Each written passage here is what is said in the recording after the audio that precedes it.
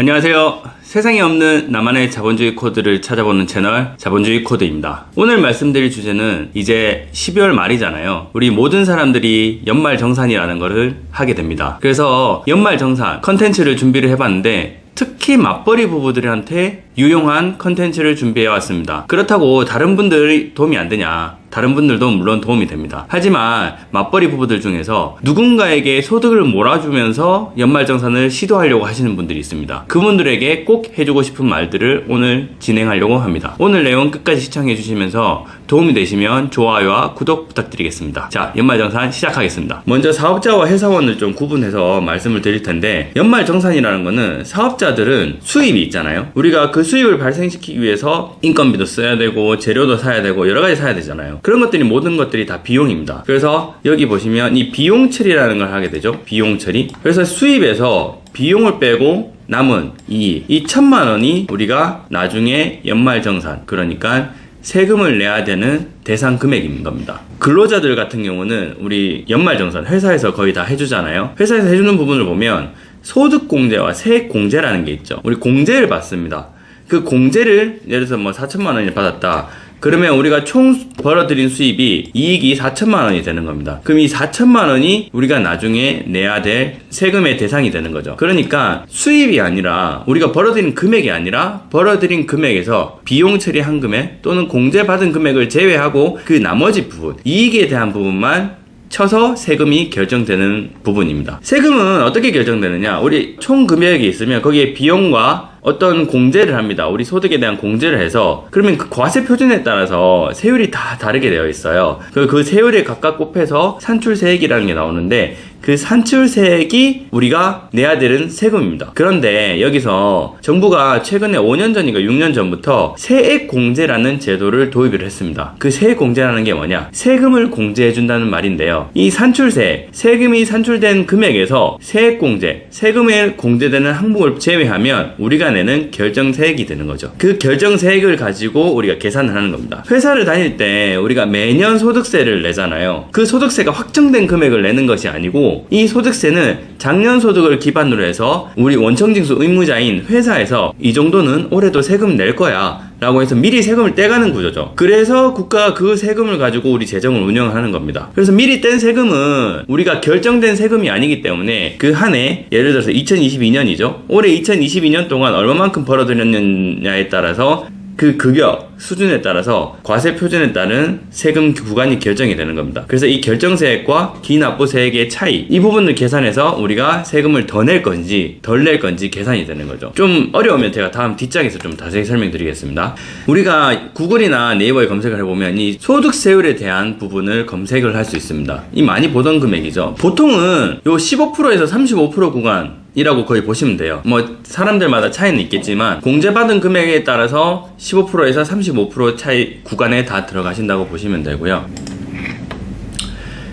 2023년부터는 이렇게 과세 표준 구간이 바뀌게 됩니다. 우리가 지금 물가가 많이 오르고 급여도 많이 올랐습니다. 그렇기 때문에 거기에 따라서 형평성을 맞추기 위해서 5,000만 원, 8,800만 원 요 구간별로 신설이 된 거죠. 아마 15%나 24% 이 구간에 이제 사람들이 거의 많다 보니까 이 구간에 대해서 조정을 좀 한 거죠. 이거는 올해가 아니고 2023년부터다. 정리를 한번 해드릴게요. 급여가 뭐 예를 들어서 1억 5천이고 소득공제로 5천만 원 받았어요. 그러면 그 정산된 금액 1억이면 계산을 어떻게 하느냐? 아까 과세 표준 구간을 보셨잖아요. 요 1200만원까지는 6%가 세금이 붙고요. 4600만원까지는 15%, 1200만원부터 4600만원까지니까 요 3400만원에 대해서는 15%가 세금이 붙습니다. 4600만원부터 8800만원까지는 이 4200만원에 해당되는 구간은 24%, 그리고 8800만원부터 1억까지 2200만원에 해당되는 금액은 35%라는 세금이 붙는 거죠. 여기에 지방소득세 10% 붙기 때문에 6%에 10%면 0.6%잖아요. 총 내는 금액은 6.6%, 이 구간에서 6.6%, 이 4,600만원 구간에서 16.5%, 요 8,800만원 구간에서 26.4%, 1억 구간에서 8,800만원에서 1억 구간에서 38.5% 붙는다라고 생각하시면 돼요. 소득공제와 세액공제 다 알고 계시겠지만 한 번만 짚고 넘어갈게요. 소득공제는 과세 표준을 결정해주는 공제 금액입니다. 그러니까 우리가 8천만 원이라는 연봉을 받는데 그 8천만 원 중에서 뭐 건보료, 국민연금, 그런 4대 보험들 있잖아요. 원청징수가 되기 때문에 소득공제를 해주는 거예요. 세액공제는 우리가 결정된 금액, 결정된 세금을 내려주는 역할을 합니다. 바로 다음 장으로 한번 가보겠습니다. 여기 보시면 이 좌측에 나와 있는 부분이 소득공제 부분입니다. 좌측에 보시면 기본적으로 기본공제, 사람에 대한 공제, 부양가족에 대한 공제, 연금보험에 대한 공제, 건강보험에 대한 공제, 주택자금에 대한 공제, 그런 공제들이 여기 들어가 있죠. 그래서 우리가 연말정산에서 원청징수 영수증을 보시게 되면 이 왼쪽 부분은 소득공제 부분이고요. 그렇게 해서 종합소득과세표준이 나오고 산출세, 거기에 과세표준의 세율을 곱해서 6%, 15%, 24% 이런 세율을 곱해서 산출세액이 나오는 거죠. 이 산출세액에서 세금 공제를 해주는 부분이 뭐냐? 근로소득세액공제와 자녀 부양에 대한 세액공제, 그리고 연금저축, 의료비, 교육비, 그리고 기보급, 월세까지 이런 것들이 세액공제로 들어가서 우리 우측 부분에는 모든 것이 세액공제라고 보시면 되세요. 산출세액에서 세액공제된 금액을 빼서 이런 결정세액이 나오는 겁니다. 그래서 우리가 매달 미리 낸 세금과 이 결정세액을 빼가지고 내가 환급을 받을지, 마이너스 되면 환급을 받는 거고요. 플러스 되면, 예를 들어서 내가 이때까지 낸 세금이 70만원이다. 그럼 결정세액이 100만원이기 때문에 70만원 밖에 안 내고 내가 내야 될 세금은 100만원이다. 그러면 30만원 더 내야 되는 거죠. 플러스 30만원이기 때문에. 그렇게 생각하시면 됩니다. 자, 이제 중요한 팁을 좀 말씀드릴게요. 아까 전에 소득공제 부분 먼저 말씀드리겠습니다.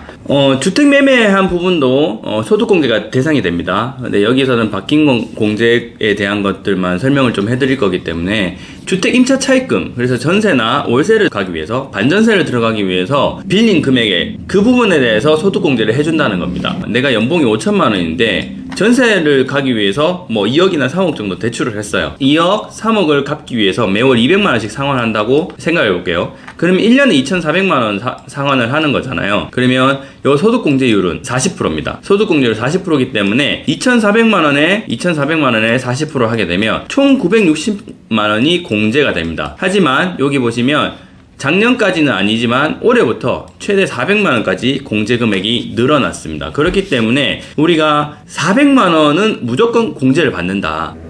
요 표에 의하면 400만원은 무조건 공제받는다라고 생각을 하시면 돼요.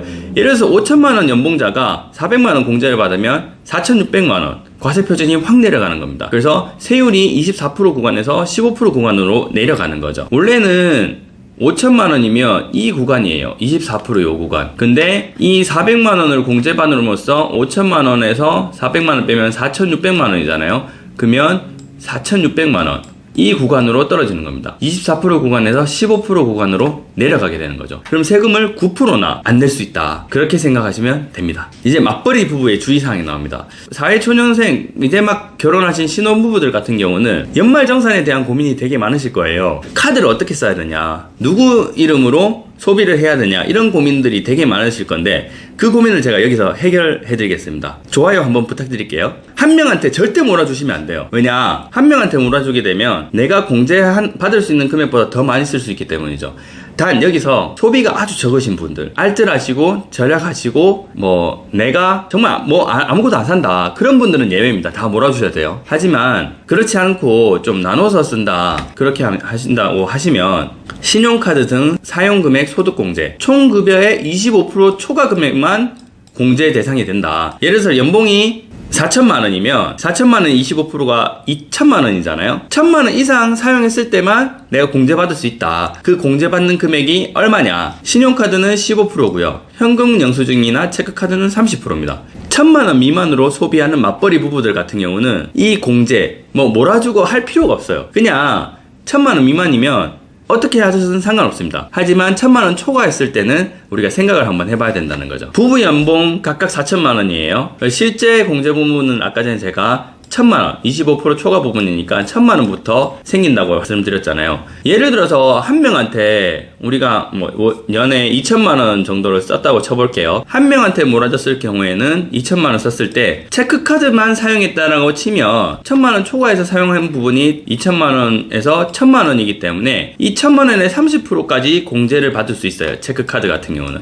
그러면 총 300만 원 공제를 받을 수 있죠. 한도가 보시면 여기 보시면 올해 한도는 현금 영수증 체크카드가 30%입니다. 그리고 최대 300만원까지 공제가 가능하다. 그러니까 300만원 이상으로 아무리 써봤자 공제받을 수 있는 금액이 없는 거예요. 이제 감이 오시죠? 2천만원까지 체크카드 써도 한 명한테 몰아주는 거는 오케이. 하지만 2천만원 초과되는 부분, 만약에 내가 2,500만원을 초과됐는데 한 명한테 다 몰아줬어요.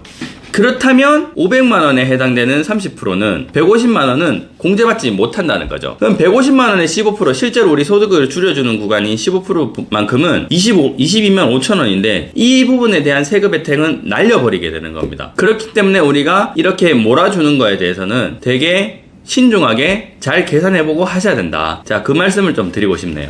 자, 우리는 이때까지 이제 소득공제에서 바뀌는 부분 좀 알아봤습니다. 그래서 1억 분이 소득공제를 2천만원 받으셨으면 35% 세율에서 24% 세율로 떨어지는 거고요. 5천만원 연봉이신 분이 소득공제를 500만원 받으셨다. 그럼 24%에서 15%로 떨어지시는 거예요. 이 구간을 조절을 잘 하시면 엄청나게 많은 10% 이상의 세이브를 하실 수가 있는 거예요. 여기에 나와 있는 원천징수 영수증으로 우리가 실제로 내야 될 산출세액을 계산을 해보면 2,100만원이 종합소득과세 표준으로 나왔어요. 실제로 이분이 받아보신 총급여는 4,500만원인데 2,400만원을 공제를 받으신 거죠. 2,400만원 공제를 받으셨기 때문에 우리가 2,100만원에 대한 과세표준이 결정이 된 거고, 이 과세표준에 대한 세율이 15%입니다. 그리고 누진공제 108만원.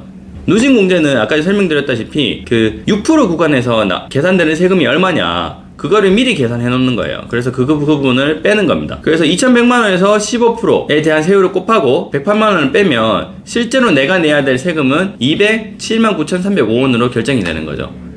여기도 207만 9,305원이라고 적혀져 있죠. 이렇게 계산하시면 됩니다.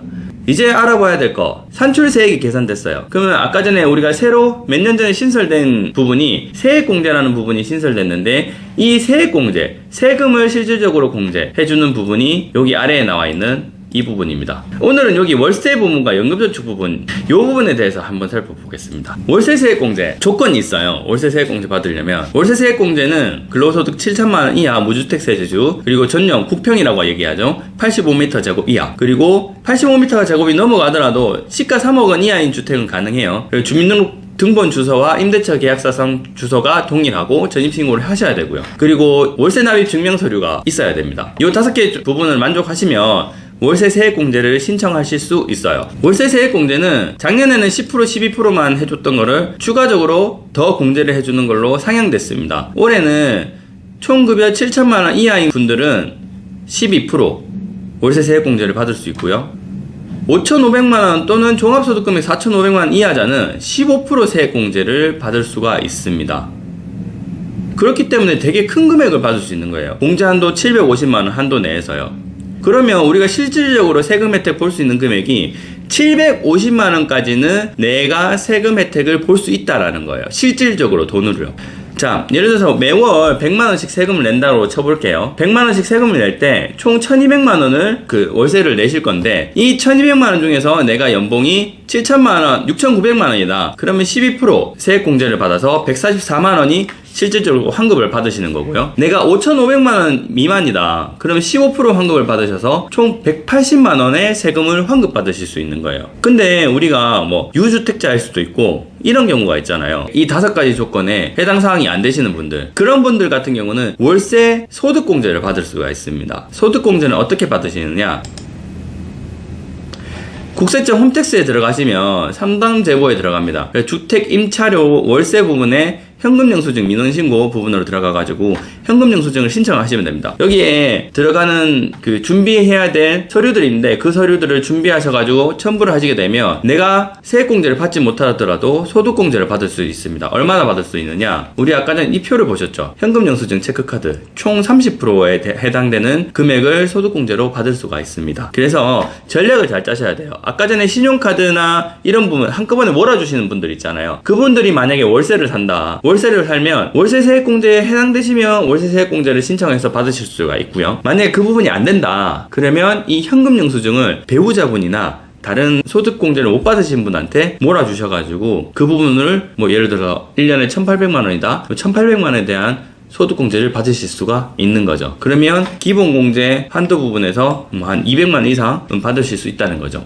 도움이 되셨나요? 도움이 되시면 좋아요 한 번만 눌러주세요. 네, 이런 전략들을 여러 가지 사용을 하셔가지고 맞벌이 부부들 아니면 다른 연말정산을 준비하시는 분들은 세금 혜택을 좀 보셨으면 좋겠네요.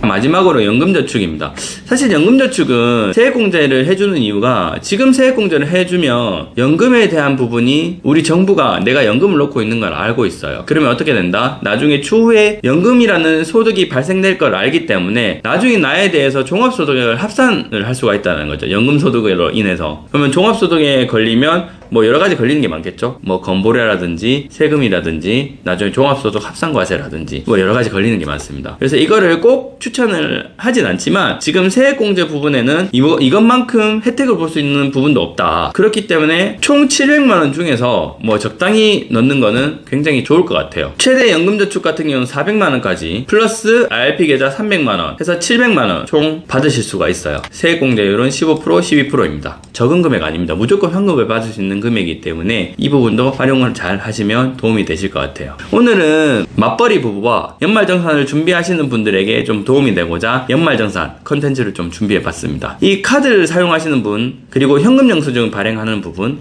이 부분에서 부부들끼리 잘 조율을 하면 놓치는 부분 아니면 세금을 더 환급받을 수 있는 부분이 생기게 됩니다. 그렇기 때문에 무조건 몰아주시지 마시고 잘 계산을 해보셔서 전략을 짜신다면 세금을 환급받을 수 있지 않을까 생각이 되네요. 오늘 영상은 여기까지고요. 도움이 되셨다면 구독, 좋아요 부탁드리겠습니다.